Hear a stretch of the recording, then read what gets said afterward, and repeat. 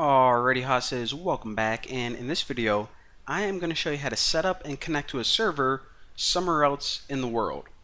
So if you ever want to host a website and you want to buy a server online and connect to it, then you need to follow along because this is how you do it.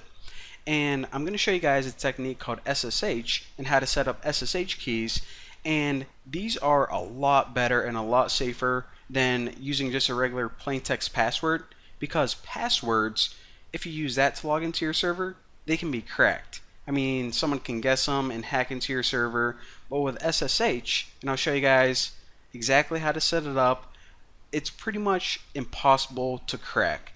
So a nice safe connection. First thing we need, however, is a computer somewhere else in the world.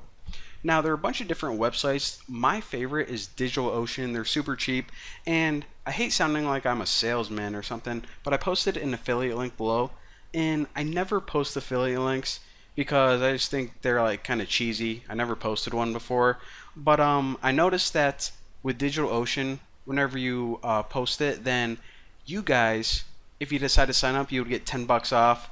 So if you want, click on the link below this video and you'll get 10 bucks off if you want to play around. If you know of another cheaper site, then leave the comments below too. Boom, roasted. But sign up for this, and once you create your account, you're going to be logged into this page. So this is like your main account page. I already have a server set up. In DigitalOcean, they just call their servers droplets. So what we're going to do is we're going to create a droplet right now, and this means just create a server. So they're going to create a server, and we need to give it a couple settings. The first one is, what do you want it to be named? Now, this isn't the name of your website. So for example, if I was setting this up to host my website, thenewboston.com, I don't need to type thenewboston.com in here. I can type whatever I want. It's just so you can identify it if you have multiple droplets or servers set up. So I'm just going to name it like the Milk Road, because why not? I think it sounds pretty cool. And now you can select your size of it. I'm just going to set up a cheapo $5 one right now. If you're actually hosting a website, then you would probably want to go with either 20 or 40, because on an actual server you're going to be running 64-bit processes, and they take up a little bit more memory. So for this example, I don't want to splooge, so I'm just going to test it out. And now it's saying, where do you want us to set up your server? So they have a bunch of different locations all around the world. I am just going to use New York because I live in New York and it'll give me the fastest connection. Now, since we can't actually fly over and start installing our own software, I mean, that's kind of the point. Whenever we scroll down here, we're going to see select image. This just means what software do you want us to install on your server by default. So a lot of the time when I do it manually, I like to just install plain old Ubuntu with nothing else, and I install Linux, Apache, MySQL, and PHP myself.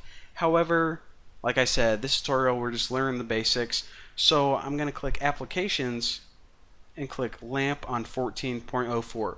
This means whenever they set up my server, it's already going to come with Linux, Apache, MySQL, PHP already installed on Ubuntu 14.04, and it's kind of the lazy way of doing it, but whatever.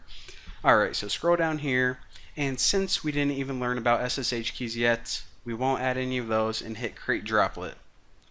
Now the cool thing about this is they usually only take like 60 seconds to create. So it's going to create my entire web server, install all that crap on it in like a minute. I don't know how they do that actually, but it's freaking awesome. Alright, so in about 60 seconds I just got this email literally right now, 0 minutes ago. Alright, so this is the default login credentials that I need to connect to that server. So this is the IP address. We only have one user on it right now. They set up root by default, and this is their password. And of course, whenever we log in, we probably want to change that. So go ahead and copy this IP address first. Let's figure out how to connect to it. So right now, like I said, I'm just on my own computer, sitting at home, just had a bowl of ice cream, and my server's over in New York City, or wherever they're set up in New York. So I'm gonna write SSH, and after this you type the name or the username you want to connect to. So I want to log in as root, it's the only user we have right now, and then write an @ sign. So then if you hold down shift and paste, you can paste in your IP address. Did that have 1 in it? Did I copy the whole thing? Yep, that is it. Alright, so I want to connect to this computer as the user root. Now I'm going to hit enter, and the very first time you connect, it's going to say, you never connected this computer before, do you trust it? Yes, I trust that it's authentic. And of course, it's going to ask you for root's password to make sure that you are authorized to log in. So copy that, paste it using shift insert, and hit enter. So it's going to log in. Now the way that DigitalOcean and most companies set it up is whenever you log in to root for the very first time, they make you change your password, and that's just so if anyone ever hacks into your email, they can't see the default password in plain text and you have a new one. Security feature. So it first asks for the current password, so paste the current password in again that they gave you, and then we can choose our new password. So just write whatever you want, write it twice, and boom, you're good to go.